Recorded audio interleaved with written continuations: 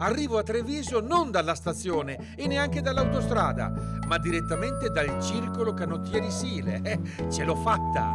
Questo è Slow Tour.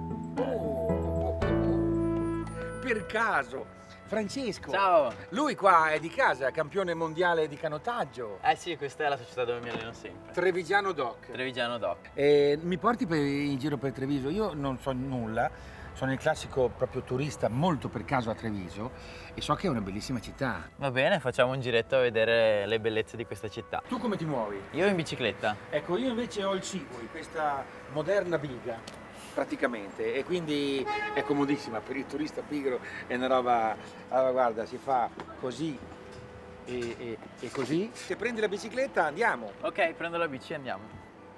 Un tour per Treviso.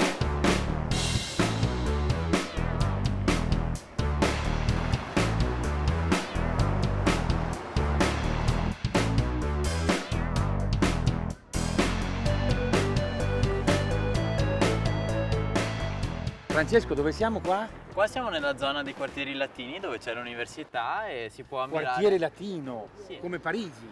Come Parigi, un po' in più in piccolo perché saranno 2-3 ettari, però comunque abbiamo anche noi il nostro piccolo quartiere latino. E qui c'è un ponte che è famoso perché è il Ponte Dante e questo ponte è stato fatto per ricordare un verso della Divina Commedia in cui il sommo poeta ci parla della nostra città e narra il punto in cui il Cagnan al Sile si accompagna. In pratica è il punto in cui il Cagnan si butta nel Sile, che è dove c'è questo ponte. Cagnan è un torrente che attraversa la città. Treviso è una città disegnata dalle e sulle acque, è incredibile. È tutta acqua, è bellissimo.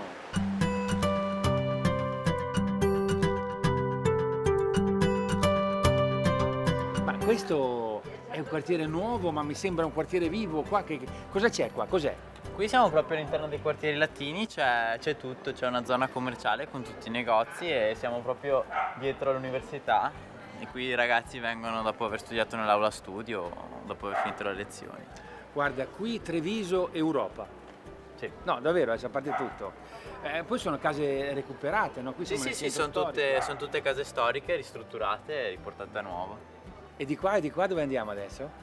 Adesso andiamo verso la pescheria e poi siamo davanti a dei Carraresi che è un... Carraresi, me li ricordo, era una grande famiglia che ha Sì. in qualche modo governato tutta la zona, non solo Sì, Treviso. e ha lasciato questa grande villa proprio in centro alla città dove adesso vengono svolte delle mostre d'arte. I Carraresi in realtà erano padovani e furono molto potenti in Veneto fra il 1200 e il 1400.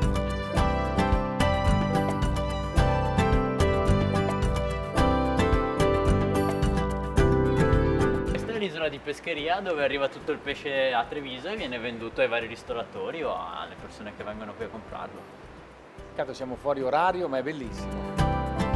Le case tra il canale dei Buranelli e l'isola della pescheria sono proprio belle.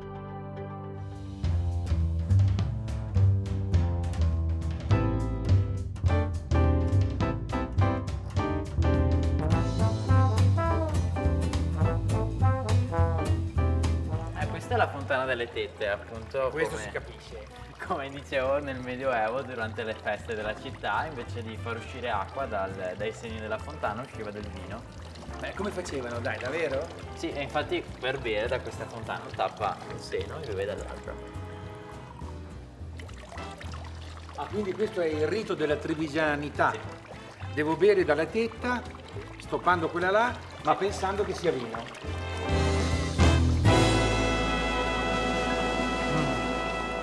Treviso.